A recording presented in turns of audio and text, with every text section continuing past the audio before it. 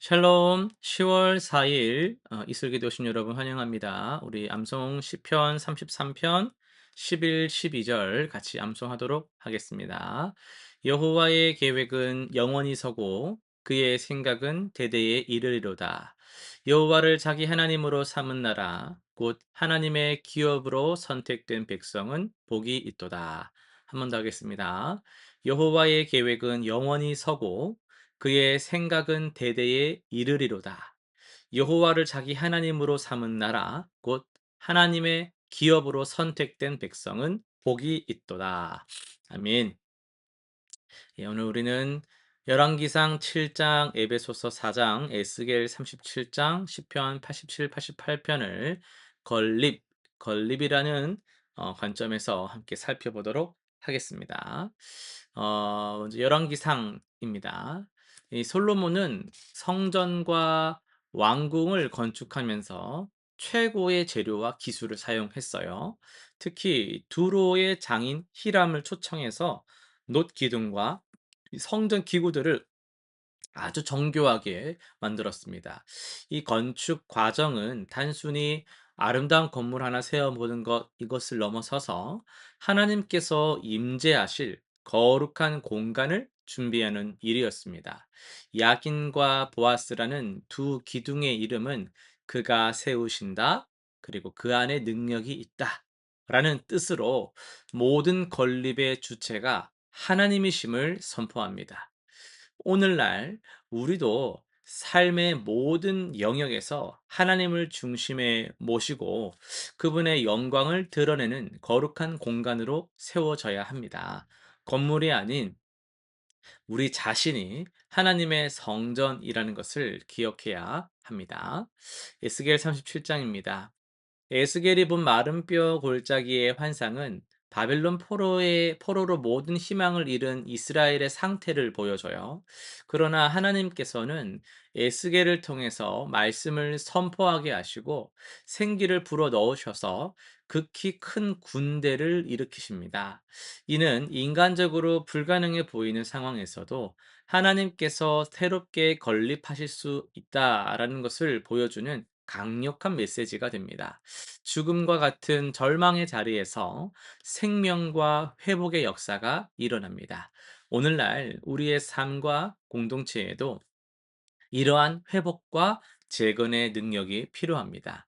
하나님의 말씀과 성령의 역사로 우리는 새롭게 일어설 수 있으며 다시 하나님의 백성으로 견고하게 세워질 수 있습니다. 시편 87, 88편입니다. 시편 87편은 시온성에 대한 하나님의 사랑과 그곳에서 태어난 자들의 복을 노래하죠. 하나님께서 세우신 시온은 모든 민족이 찾아오는 영광스러운 곳입니다. 반면 88편은 극심한 고난 가운데 있는 영혼의 절규를 담고 있습니다. 이 두 시편은 대조적이지만 모두 건립의 주제랑 연결이 되어 하나님께서 세우신 것은 견고하지만 그 과정에서 우리는 때로 깊은 어둠을 경험하는 거죠. 고난 중에도 기도하며 하나님을 붙드는 신앙이 진정한 영적 건립의 기초입니다. 우리의 영혼이 견고히 세워지는 것은 형통할 때가 아니라 곤란 중에도 하나님을 신뢰할 때입니다. 이것이 무너지지 않는 신앙의 토대라는 것을 기억합시다. 에베소서 4장입니다. 4장을 중심으로 해서 하나님 함께 세우는 하나님 나라라는 제목으로 말씀을 전하겠습니다. 여러분 지나다니면서 건축 현장을 보신 적이 있으실 거예요. 그렇게 건축 현장을 한번 딱 보면은 각자 역할을 담당하는 사람들이 있어요. 뭐 어떤 사람은 설계를 담당하는 사람이 있고요. 어떤 사람은 현장에서 철근을 다루는 사람이 있고 또 시멘트를 나르는 사람이 있고 목수가 있죠. 마감을 하는 사람도 있고 모두가 다 각자의 자리가 있습니다. 그런데 누군가 한 사람이라도 자기 일을 소홀히 하면 건물 전체가 위험해집니다.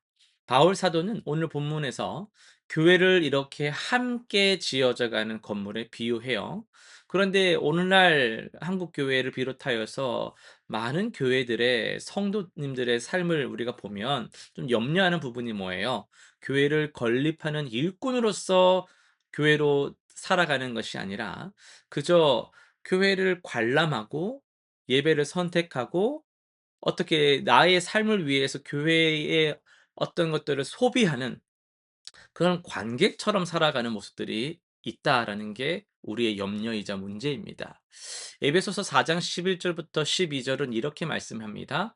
그가 어떤 사람은 사도로, 어떤 사람은 선지자로, 어떤 사람은 복음을 전하는 자로, 어떤 사람은 목사와 교사로 삼으셨으니 이는 성도를 온전하게 하여 봉사의 일을 하게 하려 하며 그리스도의 몸을 세우려 하심이라. 라고 말씀합니다. 여기서 중요한 진리가 드러나는데요. 하나님께서 세우신 목적, 지도자들을 세우신 목적은 그들이 모든 일을 다 하라고 세우신 게 아니에요. 오히려 성도들을 준비시켜서 각자가 봉사의 일을 감당하게 하려는 것입니다. 교회의 건립은 목회자 한 사람의 일로 되면요. 그 목회자가 부재하거나 목회자가 또 사역지를 옮기거나 목회자가 어떤 사정이 생기는 경우에는요. 교회가 와르르 무너질 수 있겠죠. 그래서 목회자는 말씀 사역을 중심으로 하여서 공동체를 계속 세워가는 일들을 할 때에 교회의 모든 구성원들, 지체들은 그런 교회를 함께 담당하면서 참여하는 공동 프로젝트가 바로 교회를 세워가는 일입니다. 그럼 우리는 무엇을 건립해야 할까요? 13 절은 우리가 다 하나님의 아들을 믿는 것과 아는 일에 하나가 되어서 온전한 사람을 이루어 그리스도의 장성한 분량에 충만한 데까지 이르리니라고 말씀합니다. 우리가 세워가야 할 것은 외형적인 어떤 조직이나 프로그램만이 아니라 그리스도를 닮아가는 성숙한 공동체입니다. 이것은 여러분 아시겠지만 하루아침에 뚝딱 이루어지는 것이 절대 아니에요. 믿음과 지식에서 먼저 하나 되어야 됩니다. 신실한 말씀 선포 앞에 온전한 순종이 뒷받침돼야 돼요. 그렇게 같이 온전함을 향해 나아가면서 그리스도의 장성한 분량까지 자라가는 긴 여정에 우리가 함께한다라는 거예요. 15절 16 절의 말씀은 더욱 구체적입니다. 오직 사랑 안에서 참된 것을 하여서 범사에 그에게까지 자랄지라. 그는 머리니 곧 그리스도라. 그에게서 온 몸이 각 마디를 통하여 도움을 받음으로 연결되고 결합되어서 각 지체의 분량들을 역사해서 그 몸을 자라게 하며 사랑 안에서 스스로 세워지는다. 라고 말씀합니다. 이 말씀은 교회 건립의 핵심 원리를 보여주는데요. 좀 구분해 보자면 첫째는요.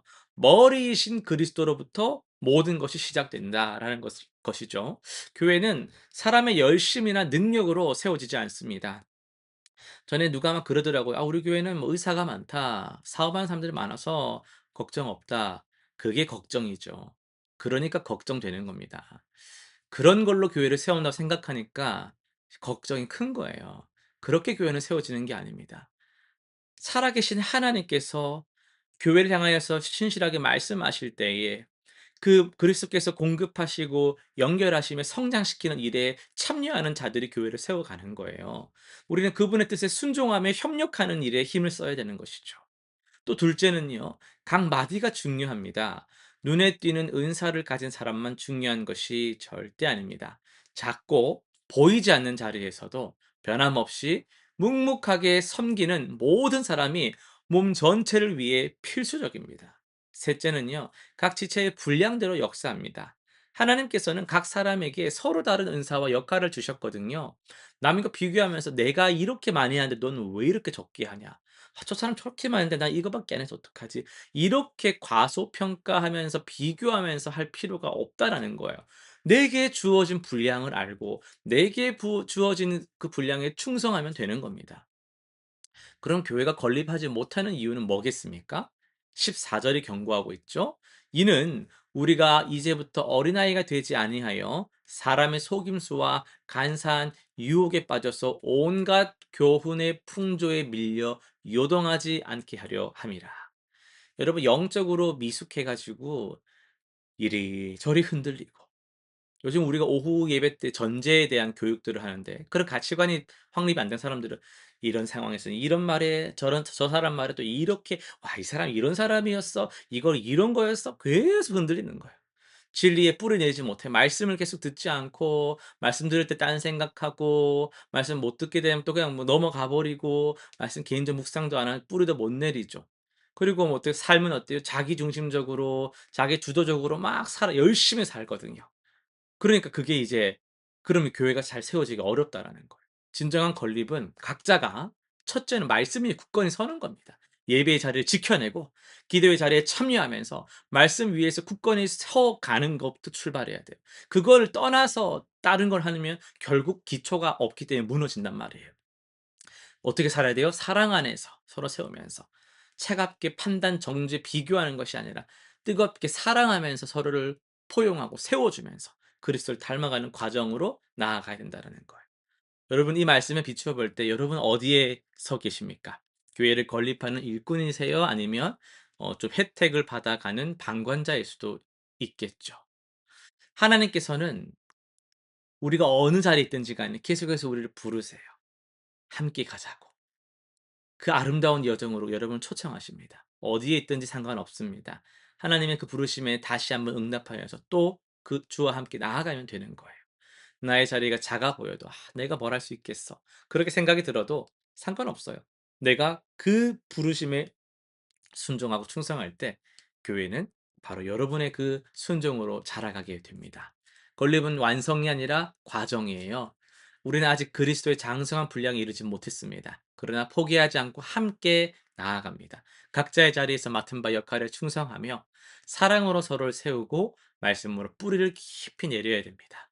하나님 나라는 이렇게 우리를 통해 바로 여러분을 통해서 이 땅에 구체적으로 세워지는 공동체입니다. 오늘 이 시간 교회를 건립하는 일꾼으로 다시 재헌신하시길 바랍니다. 주님께서 우리를 통해서 놀라운 일을 이루실 것입니다. 실천사항 세 가지 정해 보겠습니다. 첫 번째는요. 이번 주에 내가 교회 공동체를 위해서 구체적으로 어떻게 섬길 수 있을까를 한계를 정하고 실천해 보면 좋겠어요. 청소를 하시는 분들도 있잖아요. 봉사하시는 분들 다양한 봉사 섬김이 있어요. 그런데 나는 그런 거 할 시간이 안 된다든지 정말 진짜 아무리 시간 내려도 시간이 되면 안 된다든지 그리고 뭐 여건이 건강적으로나 막 좀 많이 어떤 부분에서 그 특수성이 있을 수 있잖아요. 그럴 때는 정말 교제할 때에도 좀 더 위로하는 그런 사역을 본인이 좀 부담한다든지 들어 주면서 그냥 떠들고 가는 게 아니라 또 어떤 사람 살펴보면서 섬겨 주고 접촉할 수 있을 때 교회 왔을 때 더 섬긴다든지 그렇게 하면서 내가 할 수 있는 뭔가를 찾는 그게 중요한 거거든요. '아이 나는 못해.' 이렇게 끝내는 것이 아니라 '뭘 하면 좋을까?'라고 찾아 나서는 그 움직임이 너무나도 귀한 겁니다. 둘째는요. 함께 신앙생활하는 한 사람을 선택해서 격려하고 세워주는 대화를 한번 꼭 나눠 보세요. 그들의 은사를 내가 발견한 은사를 알려주고 칭찬해 주고 격려해 주면서 인정해 주시는 시간들을 가져보시길 바랍니다. 세 번째는요. 매일 이 에베소서 4 장을 한번 생각하면서 내가 속한 공동체, 우리 신의 드림 교회가 그리스도의 장성한 분량까지 자라가도록 여러분 그런 기도를 꼭 섬겨 주시기 바랍니다. 여러분의 기도가 꼭 필요합니다. 너무도 필요합니다. 그래서 교회의 연합과 성숙을 위해서 우리가 중보하는 일에 힘쓰기를 바랍니다. 기도하고 마치겠습니다. 사랑의 하나님 아버지, 우리의 그 교회를 건립해 가는 일에 일꾼으로 불러 주심에 감사를 드립니다. 나에게 우리 각자에게 부어 주신 그 은사를 발견하고 충성되게 사용받는 우리 되게 하여 주시옵소서. 사랑 안에서 서로를 세워가면서 그리스도를 닮아가는 성숙한 공동체가 되게 하여 주옵소서. 그리하여서 우리를 통해서 하나님의 나라가 이 땅에 진해에 경남에 대한민국에 굳건히 서게 하여 주옵소서. 예수님의 이름으로 기도드립니다. 아멘.